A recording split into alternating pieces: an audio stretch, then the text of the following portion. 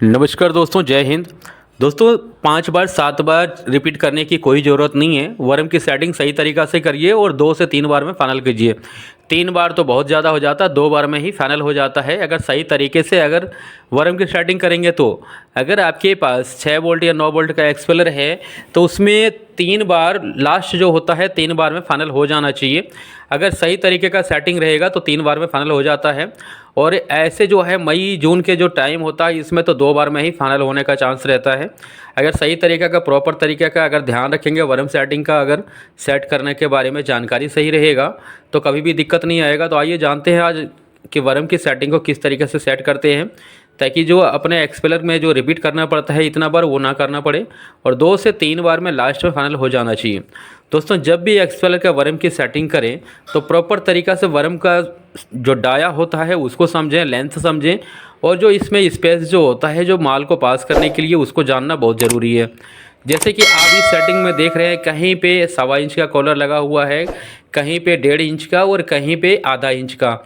लेकिन कौन सा कॉलर कहाँ पे लगना चाहिए इसका कोई जानकारी नहीं है इस बाइक के, और जब ही जा कर के जो है इनका 5 से 7 बार रिपीट करना पड़ता है। तो आइए हम आपको बताते हैं कि प्रॉपर तरीका का सेटिंग किस तरीके से करते हैं।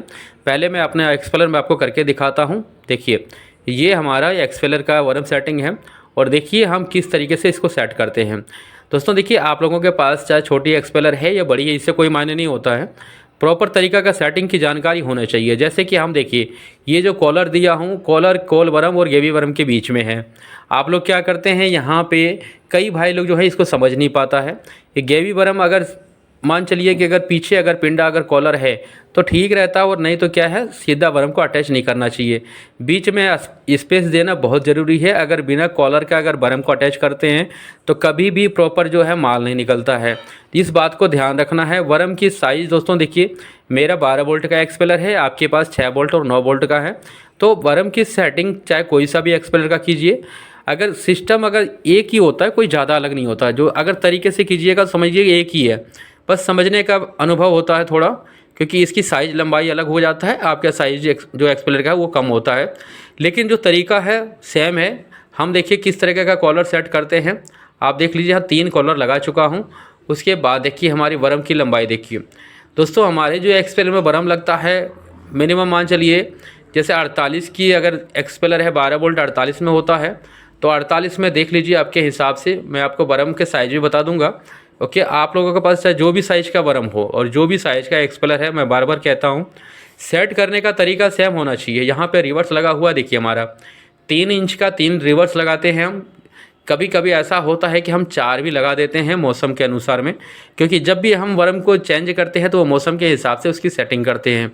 और प्रॉपर तरीक़ा से सेटिंग्स जानने के लिए दोस्तों हर वीडियो में मेरा व्हाट्सअप नंबर दिया रहता है। अगर आप लोगों को समझ में नहीं आता है, कन्फ्यूजन होता है, तब वहाँ से जुड़ के भी जानकारी ले सकते हैं।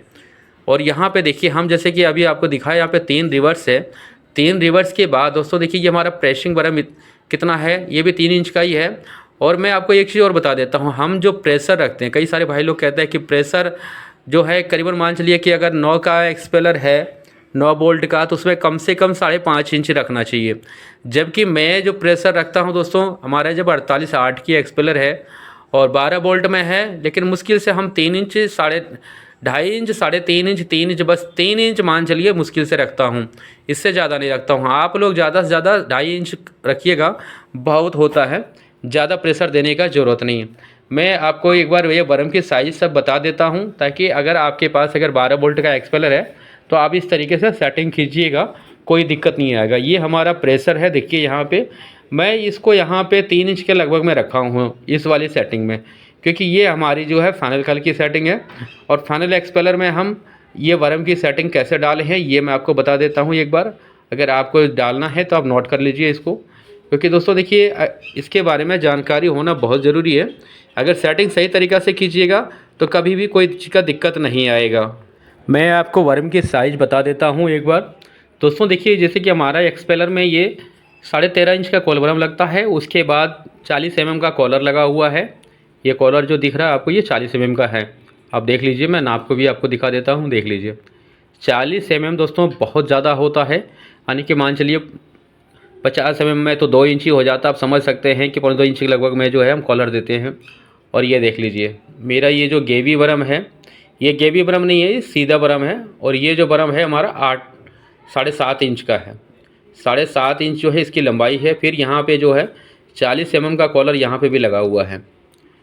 आप समझ सकते हैं कि हम कॉलर क्यों देते हैं, ताकि माल जो है यहीं से आगे जाए। कई भाई लोग देखिए गलती क्या करते हैं, मैं एक बार बरम बता देता हूँ आपको। ये देख लीजिए, ये बरम आपको नाप के पूरा कंफर्म करके देता हूँ मैं। ये भी देख लीजिए आप, ये भी आ रहा है, वही आ रहा है 7.5 इंच पे, ये भी आ रहा है। दोस्तों बरम की लंबाई जो है जानना बहुत ज़रूरी है अगर आपके पास 12 वोल्ट का एक्सपेलर है तो, क्योंकि ये सेटिंग उसी का है। और ये 40 mm का कॉलर फिर लगा हुआ है। दोस्तों एक चीज़ मैं आपको और बता देता हूँ कि बरम के कॉलर जो आप लोग लगाते हैं, पहले क्या करते हैं आप लोग प्रेसिंग कम कर देते हैं, बीच में बढ़ा देते हैं, लास्ट में बढ़ा देते हैं। ऐसा नहीं करना है। जब भी बरम की अगर कॉलर सेट करें तो वहाँ पर प्रेसिंग जो है शुरू से लें, क्योंकि माल हमें आगे से आता है तो हमें आगे नहीं रोकना है, बीच में भी नहीं रोकना है। हमें रोकना का कोई मतलब ही नहीं बनता है, उसको निकालने का काम होता है। तो प्रेशर दीजिएगा ताकि माल आगे निकले, रोकने का कोई ज़रूरत नहीं है।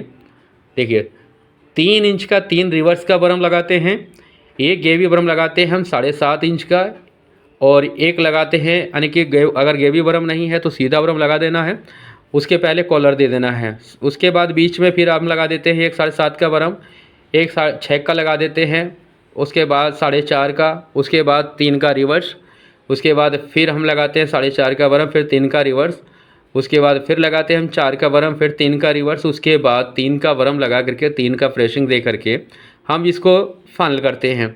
तो ये है हमारा बरम डालने का जो तरीका है, और आप लोगों को बता दिया हूँ। अगर और भी कोई कंफ्यूज होता है तो आप जुड़ के जानकारी ले सकते हैं। दोस्तों देखिए वीडियो में मैं कंप्लीट जानकारी देता रहता हूँ ताकि आप लोगों को कोई भी दिक्कत ना हो। एक्सपेलर अगर लिए हैं, अगर एक्सपेलर का काम करते हैं, कई सारे ऐसे भाई लोग हैं जिनके पास मिस्त्री का व्यवस्था नहीं होता है, तो वो लोग क्या करते हैं यहाँ पे परेशानी में फंस जाते हैं, इनको समझ नहीं पाता। देखिए मैं आपको हर चीज़ नाप के दिखा दिया हूँ। यहाँ पे मेरे क्या है दोस्तों, देखिए ये 4 एक्सपेलर में ये फाइनल होता है।